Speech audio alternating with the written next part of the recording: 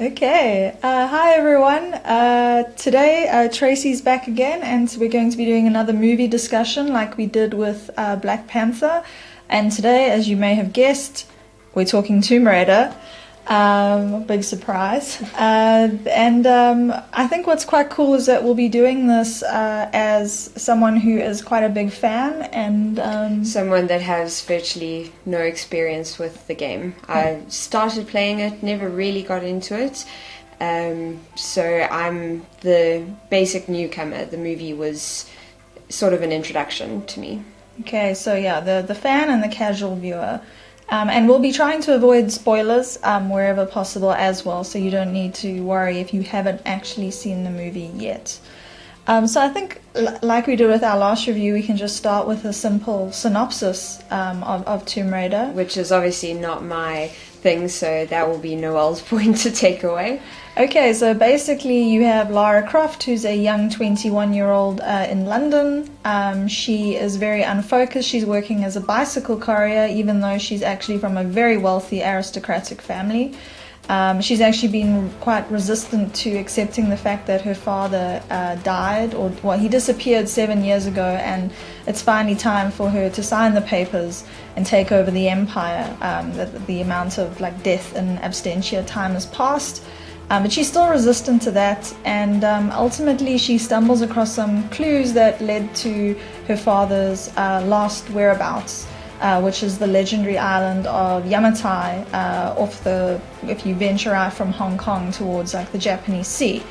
And she ends up on this long lost island, and sort of it becomes an action survival tale from that point onwards, as she struggles to look for the truth behind what happened to her father, and actually a lot of supernatural mystery and other things on the island. And yeah, that's pretty much it. It draws a lot from the 2013 video game, as well as some plot points as well from Rise of the Tomb Raider, which was the sequel that followed in 2015. So that's primarily the influence on this movie reboot. So now, what did we just basically, before we start delving into some specifics, what did you think of the movie overall? Look, I thought it was a big, dumb, fun adventure film. The action scenes were great, and I thought the cast was great. There were some problems that we'll obviously delve into, but at the end of the day, I walked out of the cinema quite happy with what had transpired on screen. Yeah, so I think for both of us it was a bit of a mixed bag, but it was still quite fun. And how does it compare to the Angelina Jolie old movies from the early 2000s? The bar was set so low that it would have been impossible not to clear it, and this Tomb Raider, 2018's Tomb Raider, obviously leapt over that bar so easily. The old Tomb Raider films I remember enjoying them when I was a lot younger. Rewatching them now is painful, and they do not hold up. So the bar was very low, and the latest Tomb Raider has obviously definitely done a lot better.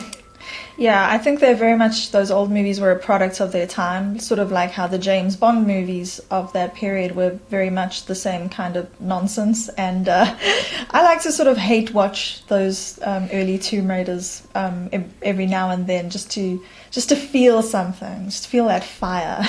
Compared to the Jolie movies, this is a lot grittier. It's a lot more modern, and it is a video game movie, and it's probably the best video game movie adaptation we're going to get. That being said, neither of us think it's the best movie of 2018, not in the least. So what do you think actually worked in the film? I think the strongest thing that I came away with was how much I enjoyed Alicia Vikander's performance as Lara Croft. I don't think we need to like compare her to Angelina Jolie. It's a very different kind of character. Completely chalk and cheese, actually. Yeah, but it was just that the fact that she had to do a lot of action stuff, but also there was a lot of emotion in the role, and I think she brought so much commitment. Like, you could actually see her focus and a commitment to the role and doing both aspects, and she was really, really good, whether playing Lara as an action heroine or as playing sort of the young woman struggling with with her past and who she's supposed to be and that sort of thing. So she was fantastic. I was even when she was first announced as the casting, there was a lot of doubt, but sort of having seen some of her other work, I was like, no, she can do this. So I thought she pretty much carries the movie, and like I would just want a sequel to spend more time with her interpretation of the character, really. What I quite enjoyed about Vikander in that role as well is the movie sort of goes out of its way to explain why she is so physically tough. She's an MMA fighter in the film, and she does a lot of workouts, and you can see why she's not just this college kid that's thrown into an impossible situation on an island and somehow survives. She is physically capable from way back in the beginning of the film, which I enjoyed. And speaking of the Adventure Island, I really loved the setting. I loved the sort of jungle scene and how that did throw back to, granted, what little I played of the 2013 Tomb Raider, and the setting I thought was absolutely fantastic. Yeah, and even I really enjoyed the London scenes, just like setting Lara up as what her normal life is like back home. And I would have actually liked a bit more of them. And yeah, the island, I felt like the movie had a bit of a smaller focus than what you'd think. Like if you've played the game, you know it's quite like there's a whole army of people for Lara to fight, and that's not the case here. It's a bit more constrained. But they actually did really, really well. I felt that a lot of the choices they made in adapting were really cool. They took things that maybe weren't 100% and they tweaked them and made them sort of more compelling. They didn't apply to everything, but a lot of, I felt their choices and changes were a good idea. And then at the same time, the action sequences, they actually managed to replicate a couple exactly from the game. And when they did any kind of replication, they did it well. They didn't sort of let the energy go out of it because you knew exactly what was going to happen. It was really, really fun. And anything else you'd want to say about the action scenes? Well, as someone obviously that hasn't played those action scenes, I could see where or how they drew the inspiration from the video game, but it didn't take you out of it at all. The action scenes it's like they trusted the source material. They knew that the game knew what it was doing, and that's why they just went with it, and I think it worked really well.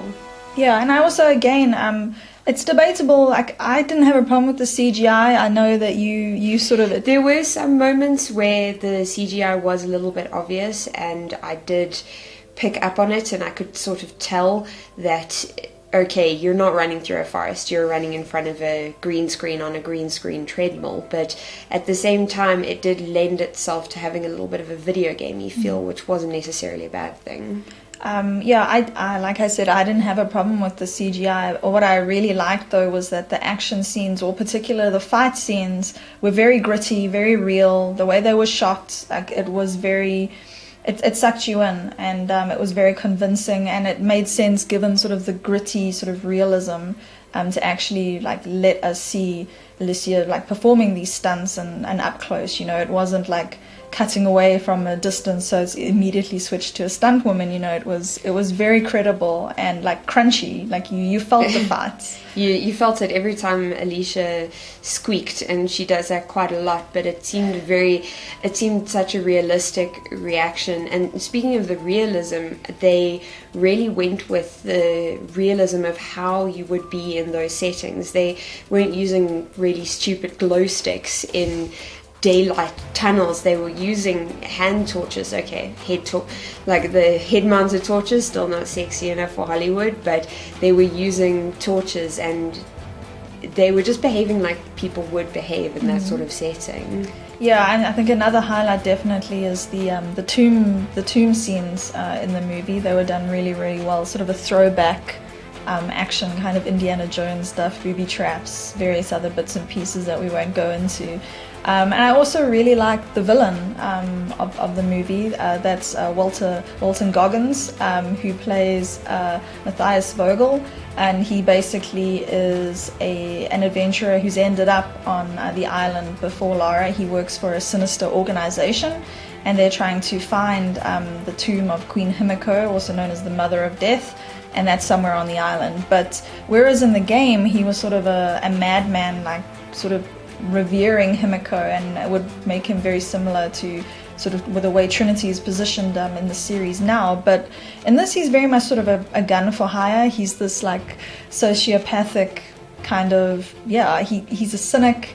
He doesn't care about anything in terms of like supernatural. Like he'll make comments like someone's like, oh no, like the mystical things, he'll be like, oh, it's an air pressure change, and it was really fun to have that kind of grounded villain like in the midst of like this big adventure, when he could have been like a moustache twirling villain, and he wasn't. So I really enjoyed him, even though he wasn't as, I think, fleshed out as he could have been. Yeah, that was a definite issue, I think, with the movie, is that the side characters, the unimportant ones, the people that aren't Lara Croft, didn't get fleshed out, which obviously leads us into talking about what we didn't like about the film. Yeah. So